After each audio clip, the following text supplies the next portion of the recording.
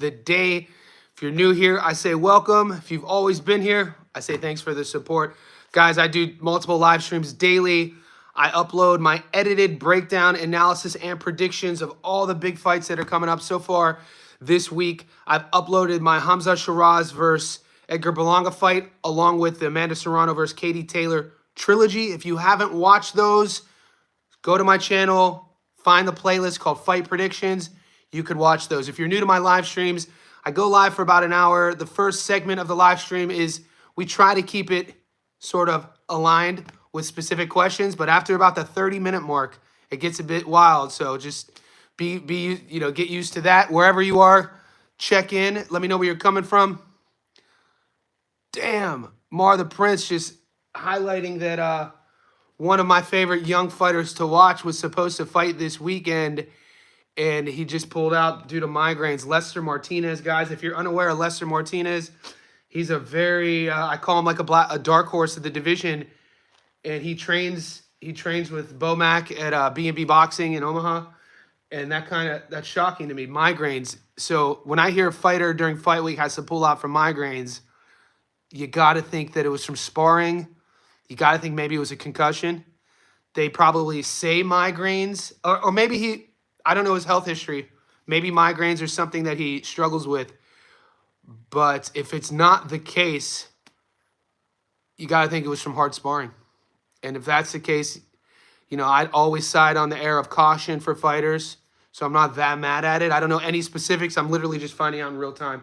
So Mar, if maybe you could educate me if you know any more about that, they're probably pretty lean with information. Because I know sometimes when a fighter has to pull out, we'll use Sam Goodman, for instance. It was fight week. He was getting ready for the biggest fight of his career against Haney Inoue, and he had to pull out due to cuts, which happened the week of fight camp. And when that happens, your camp gets destroyed. People are like, what are you sparring? Julius, what's up, buddy? Yeah, so Lester pulled out. I know coaches and the team will get a lot of shit from the public if they find out that a guy gets a cut the week of a world title fight like Sam Goodman. And, still to this day, Goodman's never, we watched him fight maybe 3 months ago against Cesar Vaca, and I think he's being paired to fight Ball at 26, but, that Inoue fight falling through was huge for him. It's happened to a lot of guys. Goat, what's up, Goat, checking in? And it's one of those things, if you have a if you have a professional fight camp, if you have a professional team, if you have coaches around you that are holding you accountable, guys, at the highest level, one of the major roles of any great coach is to be able to pull the reins back on your fighter. These guys are savages, alpha, apex athletes who are going to want to go, go, go, go, go. It's the role, ROLE, of a great coach to be like, hey, young fella, we got to fight in less than so-and-so in 6 days. Let's take a day off. Let's take a rest. And, injuries aside, you sometimes see guys coming in flat because they left it all in the training. That happens as well. You watch a fighter you like, have a flat performance, and then afterwards they say the adjustments they're going to have to make is in training camp. You never want to leave a fight in training camp. Koki, feeling good today. Just finished with my clients. Did 2.5 hours of boxing training at 25 mile. Koki's an animal. Great New York City going to be there. Koki, what's up, buddy? This channel, we talk about boxing, but an underlying theme is being healthy physically and mentally. It is 5:30 a.m. here Tuesday morning. I've already had one client. I have a new online client from Cleveland, Ohio. Shout out. His name is Jeremy. We do a 5 a.m. to 5:30. And we just do like a quick little, he's a former baseball player. So we do my version of yoga that I created. It's a mobility class that I implement dynamic movement patterns with sort of yin yoga principles, 2-minute stretch holds, that sort of thing. And then I have clients up until about noon. So yeah, it's a full morning for me. I got this live stream. I have an online client right after this. Then I have my girlfriend I have to coach, another client I have to edit. And then I'm doing Gary 3D Boxing's live stream at 10 a.m. my time. So guys, in 4.5 hours, if you're not following 3D Boxing, Gary, follow him. I'm going on his live to debate Berlanga versus Shiraz. That'll be fun. You would be great in rehab physiotherapy. They could use you. Oh, appreciate you, Koki. Yeah, appreciate you. Yeah, I just take everything I do. I attempt to come at it from an organized, professional approach. He said, Lester. Julius Armstrong, appreciate you supporting the channel. Thank you, brother. So, what did you say? The Pro Box. So, Pro Box released a statement about Lester. Could you repeat that? Because I'm trying to find it right now. Was this an ongoing thing? Was this a specific injury with Lester Martinez? You never want to hear. I mean, I used to date a girl who struggled with migraines, and unless you have a migraine or suffer from them, it's really hard to empathize with it. And I'm coming from my own perspective. When I was in my late 20s, you know, my mind, you're still like a savage. You're dating somebody, or maybe one of your friends, or suffering from an ailment that you can't see. It's one thing if somebody has a broken arm and you could see it, versus something internal. It's hard to empathize. ProBox CEO said he started experiencing during his last week of sparring.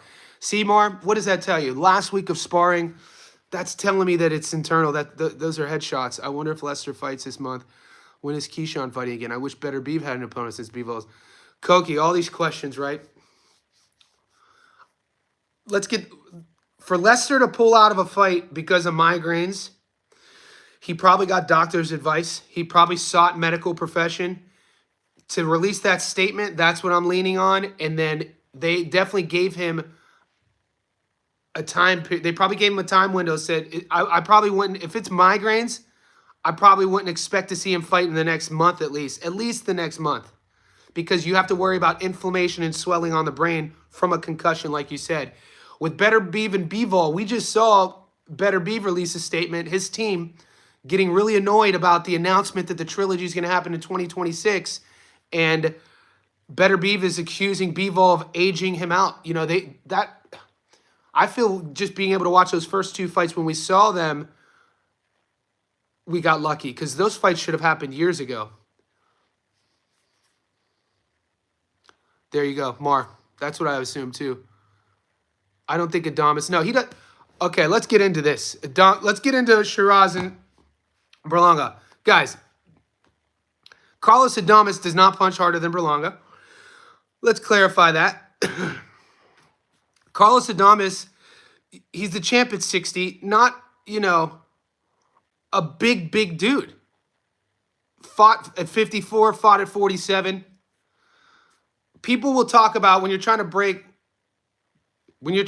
this fight down, Shiraz and Berlanga, the facts that we do know, neither guy has a great resume, right? So if you're going to talk trash about Berlanga's resume, you got to bring up Shiraz's resume. And people love the Ammo Williams win, but guys, come on, Ammo Williams, look, when I have to defend a position, it kind of puts me in a situation where, you know, I kind of have to say not negative things, but I have to find holes. And Ammo Williams is not world level. Watch Ammo Williams fight. It's no shocking to anyone that Ammo Williams isn't, you know, a polished fighter, isn't technical. I don't think he's world class. He's kind of like in between domestic and world class. He has a lot of holes in his game. A lot of times when he fades, he just one punches shots that looks kind of like, you know, doesn't set things up. I think people fall in love with the nickname Ammo. I thought Ammo lost to Patrice Volney, as you know, as quiet as is kept. So that being said, I think the Ammo Williams, you know, getting the late stoppage, it's a good stoppage, but it's not a win. You say, oh, Hamza beat Ammo at 160, so that means he beats Berlanga at 68 because Berlanga hasn't beaten anybody. You could easily do deductive reasoning by saying, oh, Berlanga didn't get stopped by Canelo at 68. Shiraz would get stopped by Canelo at 68. So whatever side of that reasoning is, I don't like doing it as my, you know, logical approach to pick one guy or another. I like Berlanga because he's the naturally bigger guy. He has the faster hands and he has more power. And in my breakdown video, I said all of those attributes aside, and there's things about Shiraz I like really a lot. He ticks a lot of physical attributes. His height, his range. I like Shiraz is really good at fighting off the back foot. He's really good at fighting off the front foot. But to be honest with you, he does his best work in the pocket. When he's in the pocket, he's a bit leaky with his defense. His chin kind of goes high a little bit. I think the key word in this matchup is durability. I don't trust Shiraz's durability. I don't trust Shiraz's power. And so all that aside, my reasoning has nothing to do with politics. I just see Edgar Berlanga being tougher than him, stronger than him, bigger than him, and faster than him. So and I think that Shiraz has kind of been moved a little bit quicker. I think Shiraz should have had a fight maybe in between Ammo and Adames in terms of skills. I think that was a big jump. People were talking about Shiraz would have beaten Janibek Elimhanaleh. I think Elimhanaleh would have stopped Shiraz. And so I'm comfortable with my pick. I like Berlanga over Shiraz for sure. I don't see when people are trying to argue, and a lot of the hate I see on Berlanga to me online are from people getting emotional. People, a guy like Berlanga will rub a certain guy the wrong way. You know what I'm saying? And we know in boxing, people get into their emotions when they're trying to pick fights, bet on fights. That dude's a bum. That dude's a scrub. He didn't fight nobody. It's like, dude, if you're going to say all that, would you fight him? If you're going to say you don't like him, why don't you like him? You don't like, so you just think that he's not a great athlete? Tell me something specific about your logical reasoning. You know what I'm saying? But Berlanga does need to be careful on the outside. So I think if Shiraz could keep Berlanga on the outside at the end of his punches, I think Shiraz wins. I think Berlanga's too smart for that, though. I like Shiraz's jab. Berlanga's going to have to get through his jab. I think he's wise enough to be able to do that. I think he's tough enough to be able to do that. Once he gets past the jab, I think Berlanga's wheelhouse is going to be in the pocket. And the good thing for him is Shiraz likes fighting in the pocket. So it also something no one's talked about. Even though Berlanga's coming off that fight against Gonzalez, who hadn't fought in a decade, when you share the ring with a guy like Canelo for 12 rounds, you take something with you, even if it's just confidence. If you take something with you, it's like a team, an NBA team who loses in the finals one year against a dynasty, and then they go back the next year and they finally get the victory. I always think about how many years Michael Jordan didn't win a playoff series until his 7th year. You know what I'm saying? So you get that rub. You get experience through losing either to great fighters or great teams. And generally, moving forward, you add a sort of element to your game. Look at Canelo when he lost to Floyd. He took something with him.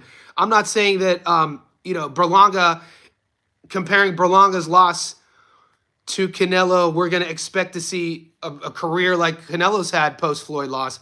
But you see it time and time again in fighting. It's an element that no one's talked about. And, I like that as well. And I like Berlanga's confidence. It's hard for me to see Shiraz coming from the UK in New York. I don't like his body language. Even if people say he was weight trained. Who isn't weight trained? He was injured. Okay, you knew that going into the fight. Best wins, Ammo is his best win. I don't rate Ammo. I like him. I watch his fights, but I don't really rate Ammo Williams as a world class. I don't think Ammo would beat Adames. I don't think Ammo beats Elimhanaleh. I don't think there's a lot of guys that see. I don't think Ammo's in the right division. I think Ammo should be at 54. I'm going to do 52 leg parlays with live picks. You got to be more hopeful for Shiraz to move up to a massive weight class. 68, this isn't 30, but no, 8 pounds is good. 8 pounds is significant. Ammo's a good athlete. But come on, guys. When you're watching Ammo box, he doesn't set things up. He doesn't enter. He has hands. He could crack, but he forces his offense. He doesn't really give you multiple reads. Yeah. So my point is, you're proving my point, Toxic. That's Shiraz's best win.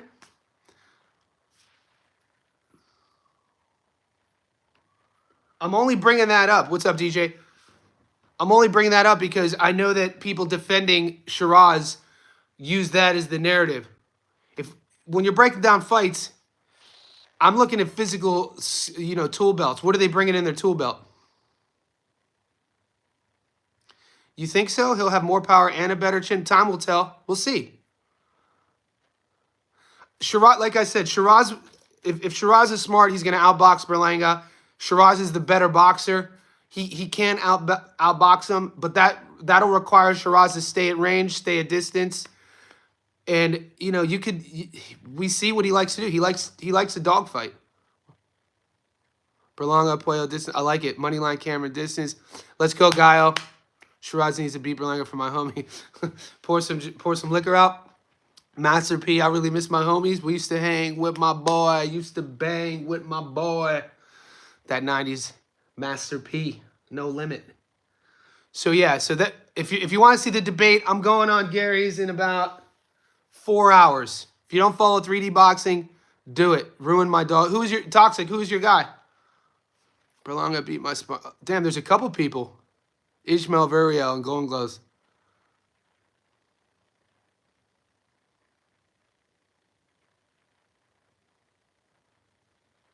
Damn.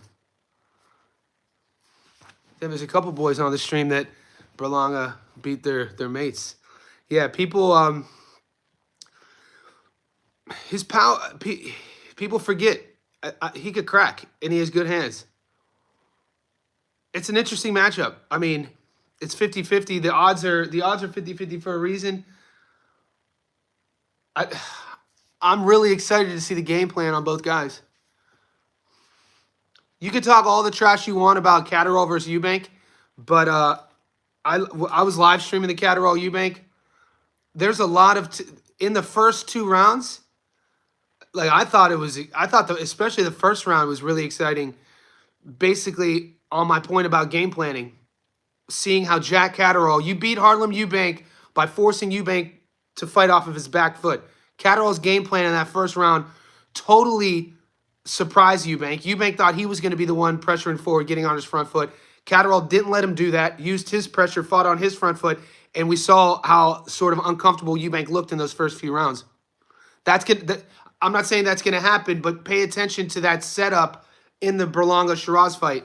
Because when you look at Shakur and Zepeda, I don't expect any shocking game plans from either guy.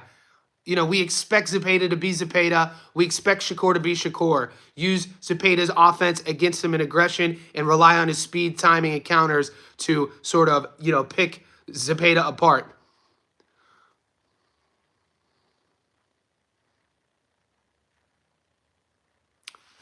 Yeah, I don't think Plato didn't get robbed against Gary or Sandor. No, Plato, you mean Sandor. Plato won those fights.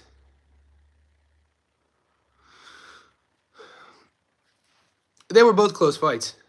I mean, Plato edged GAR mid to late rounds, and I feel Sandor, if he would have just been a little bit more active at the end of each round, he could have won that fight. Haney gonna cook. Brian Norman Jr.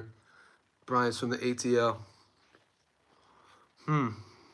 Yeah, that I'm not gonna predict that one yet. That one's a lot to think about.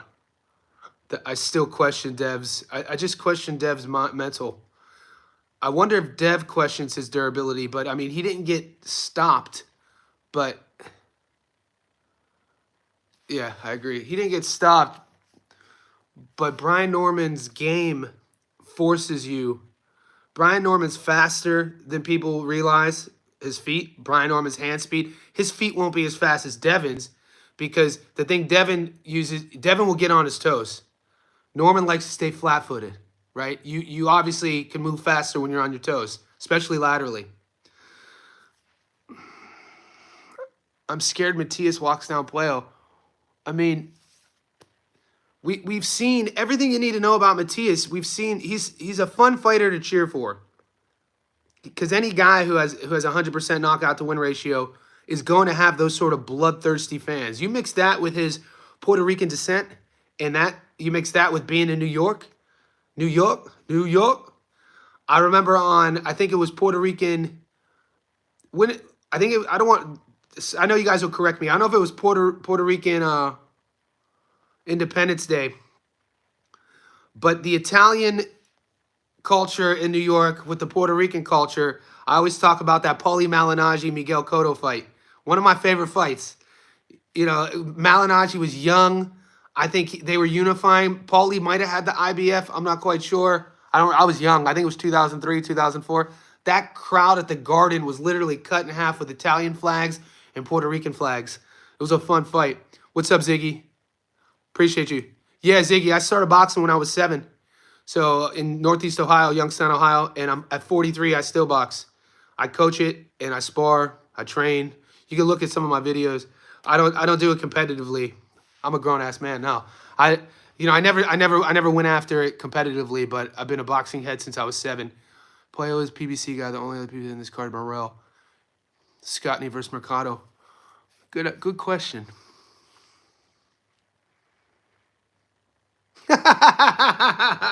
Nah, I never wanted to be a world champion. Toxic.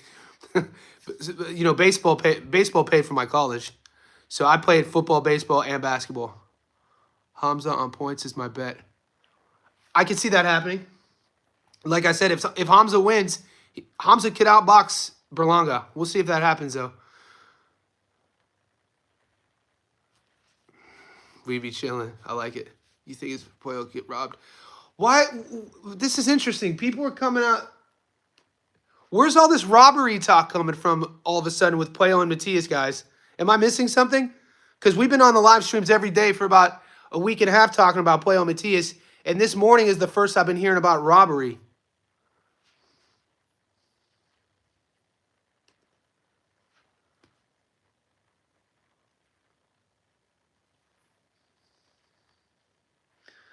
And guys, you're acting like, if you've ever been to the Dominican, I used to go there every year with my buddies. We'd go to the DR.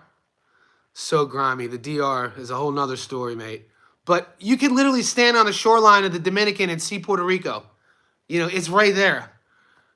So my point is, to think that the crowd is going to be dominantly Matias, I think there's going to be a lot of Dominicans in that crowd cheering for Pollo too. Turkey's yeah. No comment. Well, at least that's what I'm saying. The DR was wild. Dude, worst airport in the world, by the way. That airport, dude, you're literally outside with Bert. It was insane. Toxic, you brought this up before. It's a cultural, it's like Italians, you kiss on the cheek. In Arab countries, you hold hands. It's a sign of respect, mate. You guys are insane.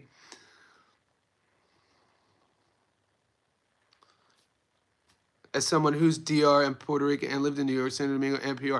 Yeah, so Koki, will the crowd be split in half, or is it going to, I'd expect a lot of Dominicans to be there cheering for Pollo, right? It's not going to just be, oh, poor. Tell me if I'm back now. Stream is down. Let me know if it comes back before I continue. Is it up?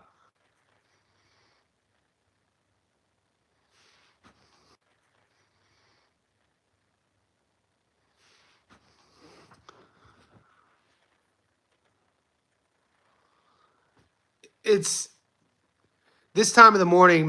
It's this time of the morning, mate. For some reason, the internet is suspect. I'm going to just let it simmer. I'm going to stay on.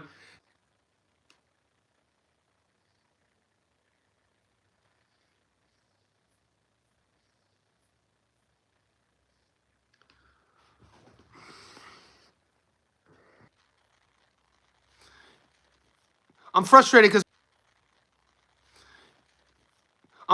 because my stream's effed up.